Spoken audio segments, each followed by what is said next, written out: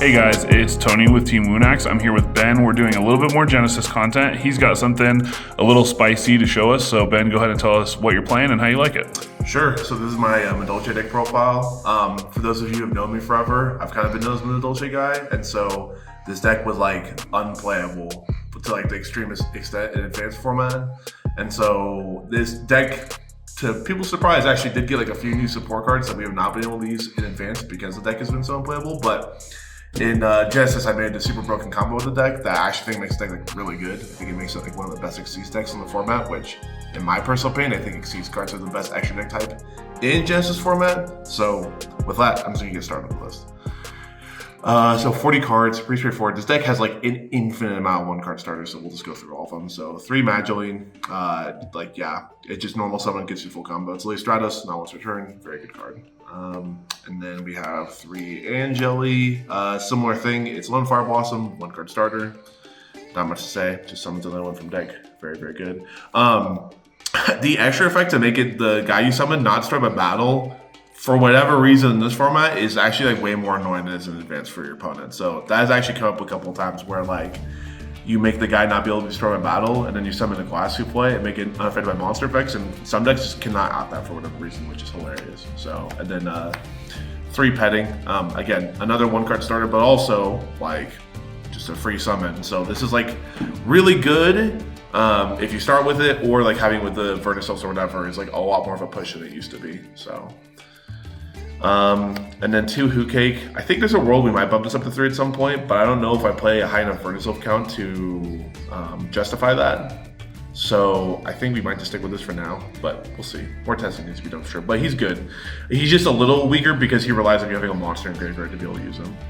And then 2 Lotto. Again, this could be 1 Lotto, but drawing it with Verns isn't necessarily bad. And then sometimes, like, because you don't have the link combos in this deck, because obviously we're in Genesys format, sometimes you just need to draw an extra level 4 to use like your extra normal summon with SMALLEN or with Verdant Elves names to get you an extra level 4, so that way you can make Glass Souffle and Tear Phrase on your end boards. So I've liked 2. It's never been a problem for me. And then the Verdant Elf cards, so we play the necessary amount we need to do the really broken combo in our deck, which I'll get to later. So it's a lot, but it's the bare minimum we should be playing. So 3 Ducks. Obviously, this card's very good. Reborn's Earth, and also just searches you for Petting or Angeli, so that's really insane. Or it searches you for another Vern, which does come up a lot in this version of the deck, actually. And then 3 Flourishing Hills. Again, like I just said, she searches for another Vern and then gets you a body out of graveyard. So sometimes you will search Duck with this if you don't have a Madolche starter, but most time if you already have a Madolche starter in hand, you're searching for the next Verdant Elf we play, which is Green, and he's very essential for the combo we do, which I'll get to later. So. And then for our targets with Green, we have Keldo, which you will occasionally send to grave. It does come up in some matchups to shuffle stuff back, which is kind of nice. Like, there are times to where I'll send this with him against like Runic variant decks, like the Radiant Typhoon deck, to just put back cards so he can't get card advantage on you. There's a couple of matchups he comes up against, but it's just a good utility card to have, and he's only worth 1 point, so I just didn't see a reason not to play him. And then the other target we have, which is Maxi. So it seems very, very, and I mean very crazy to play this card because it's literally 50 points. So it takes up half of the points you have for your limit, but this deck, every card I've shown you so far is 0 points other than Keldo. And so we play a very hand trap heavy version of this deck. So this card is actually really, really good because it just draws you into more hand traps, which the power level of most of the decks in this format is like relatively low compared to advanced. So dropping a card like this can actually just be like game ending. And we have a way, if you draw any of your Verdant Elf cards with any Madolche starter, which is like a relatively high percentage because you play so many stars in this deck, you can actually search this turn 1, which is very, very stupid. So, and if you have the way to do the combo, it's very likely you're going to do the combo because most decks are either playing more board breakers or they're playing a really low amount of hand traps. So if by chance they do hand trap you once or twice, there's like still a world to where you can go like the full Madolche board, which is really good. So, and then for the rest of the hand traps, you have 3 Orange Whites. Oh wow, 0 points again, crazy. We have like a million fairies in this deck, so this card is very good, and with Madolche cards, it is loopable, so you can activate it more than once per turn, which is really, really good. 3 Valor. This card's been like hit and miss for me because, again, only activating during main phase is relatively weak against the Radiant Typhoon deck specifically, and there's other decks too that play around it relatively well. But the biggest reason we play this card is because not once per turn. So again, as you've probably noticed, like the orange light I've shown you and the Valors are not once per turn hand traps. So we could draw multiple copies off them off the Maxi, and they're all live. And also, again, with Chateau in this deck, you can add this back to your hand and then activate it again, which is really good. So you just put your opponent on like an infinite loop of hand traps to where they just can't play. And then again, another not once per turn hand trap, DD Crow, is why we play 3 of it. This is just, again, a really solid card in this format, not even just in this deck, but in like all the decks, and again, at 0 points. So like there's not a lot of reason to not play this card in most decks, so. And then for hand traps we do spend points on, there's 1 Nib, 1 Mourner, and 1 Ogre. And the reason I chose on these ratios is for the same reason I played the ratios on the other hand traps, is that these are the only hand traps I play, other than Maxi obviously, that are once per turn effects. So in my mind, if I'm trying to resolve Maxi, I want as much variance in my hand as possible as hand traps. And I always, if I draw a hand trap, I always immediately want it to be alive. I don't want to draw a second copy of a hand trap that's not going to be able to resolve. And so drawing cards like these, even if you just draw them by themselves, are totally fine. But like Nib especially is like one that you always want to be able to draw in a Maxi, because sometimes people will just fully commit into it thinking you're not playing hand traps and try to kill you or set an FTK board. But like this is a really good check for that, because if they do let you just have a million draws, you will inevitably draw into this to check their board. So very important. So yeah, we play, what is it? 13 hand traps. So for Genesys format, that's like absurd. There's just almost no decks that play that many hand traps. And then for spells, it's like a very low count. 3 7th Tachyon. So 7th Tachyon also can get you to the Maxi combo, but it can also get you the Madolche combo. So this card is able to search for this,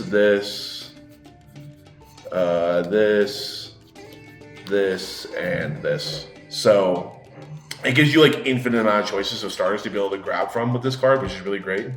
So it also is just a great extender in a lot of hands too. So I really do like this card. And again, you only play Genesys in this deck, or really only some of the Genesys ever. So the lock just does not matter at all. So, and then you play 1 Chateau and 1 Salon. I did try Ticket for a while, but in this version of the deck, it's just not needed when you're not playing Link monsters. And like realistically, there's just nothing to do with like the extra bodies you would normally get off a Ticket. And it's also just unplayable to draw going second, and even you just don't want to draw going first sometimes. So for me, these cards are really good. You have to play Chateau because it loops the hand traps, and like the attack boost also just gets you the game a lot of time. And then Salon, the extra normal summon actually comes up a lot at the end of combos to get you an extra level 4 on field, so you can get to your second rank 4 that you need to go to full board. And then obviously just setting your Promenade or like Chateau every turn if they out it for whatever reason is also just like very powerful. So. And then for the last card in the deck, it's the 1 Promenade, which for those who don't know, it's just a hot red. It just negates a face-up card on their field, and then you target a Madolche on your field or graveyard and return it to your hand. If you do, you negate the card. So this card is one of the reasons I really like this deck, because as you've probably seen in the other Genesys profiles, Ultimate Slayer and Xyz Encore cards like that are really popular in this format, in the side deck especially, which Xyz decks have a really big inherent problem with, but this card checks all those type of cards, which is really, really nice. So this card is just very good for that reason. So clean 40 in the main. I would never play more just because I want to draw the really good hand traps in our deck. For the extra deck, it's 2 Tiramisu.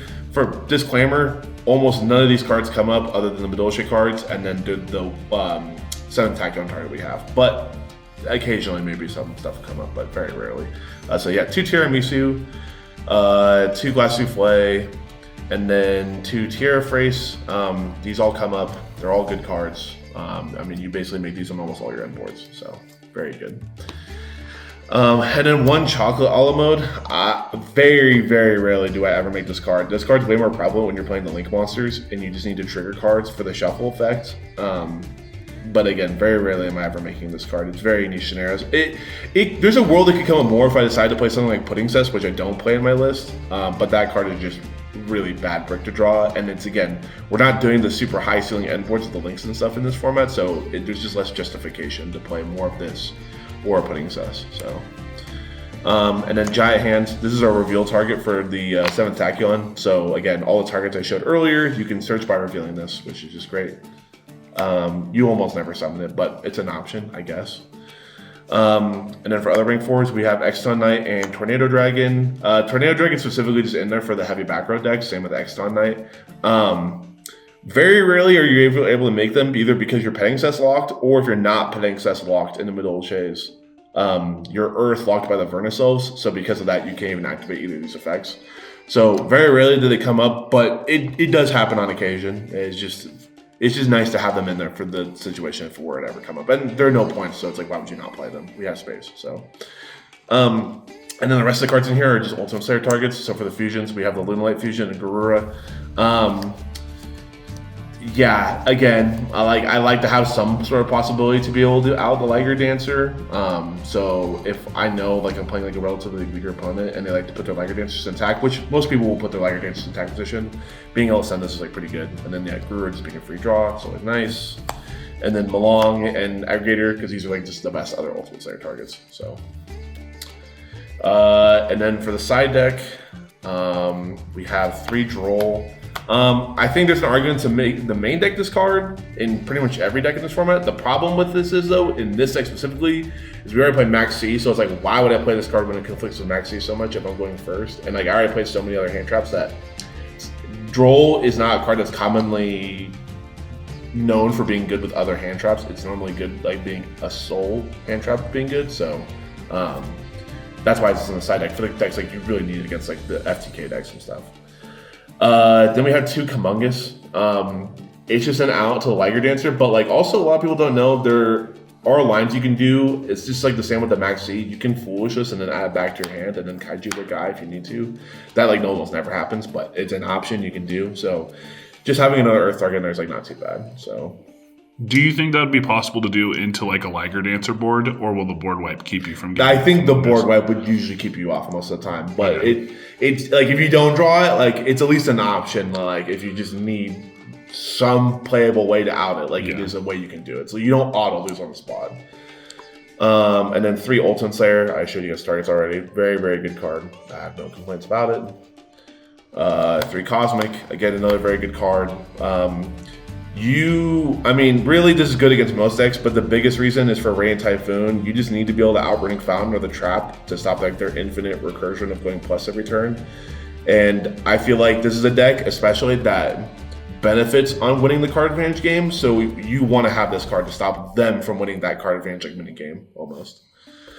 And then after the rest of this deck, I had 3 points left over, so I decided to side deck a Dark Hole. It's there, it's good. If I draw it, cool. If not, it's fine. Like, it's just a good card, so I had no complaints about that.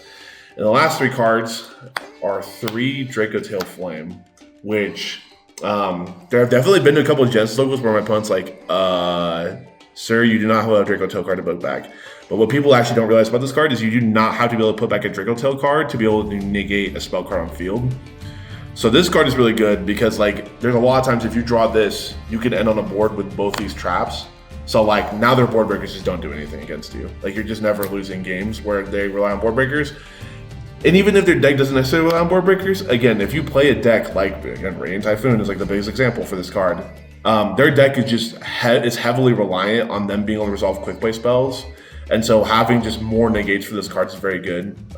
So yeah, and the other thing is too is I think this deck does an exceptionally good job of playing through the hand traps that exist in the format. So really the biggest thing I'm afraid of is breakers. So having Promenade in this just kind of deals with that problem entirely. So, and then yeah, that's it. Awesome. Any like last parting comments you'd like to make on the deck, or thoughts about where the deck might be places in like the Genesys tiers? I'm biased. I think the deck is like really good. I just think, in my opinion, the Maxi combo is like the best turn 1 combo I've seen in the entire format so far. If you can pull it off, obviously, other than like maybe a Exodia or something like that. But I just think the deck is really good. It's very versatile. It has a lot of answers to a lot of decks in the format, which is important because there's like infinite decks in this format, even though there are like a few decks. They're obviously better than the others. When you play in these Genesys tournaments, you should just expect to play against almost anything. Yeah. So I think being able to have that coverage is really important, but I also think it can go toe-to-toe with some of the best decks. So I like it a lot for those reasons. Yeah, well, sounds like a great pick against Radiant Typhoon, just being able to interact with those spell cards. So maybe we'll do some more upcoming content about, how we do at a local tournament or maybe a side event at a YCS. Yeah. Cool. Thanks, Ben. Yep. Use the link at the top of the description to get an extra 15% off, exclusive only here. Whether you're grinding regionals or styling on locals, this is the perfect time to upgrade your setup before everything sells out. Dueling Guard and Team Woonox. Crafted for competitors. Chosen by the X.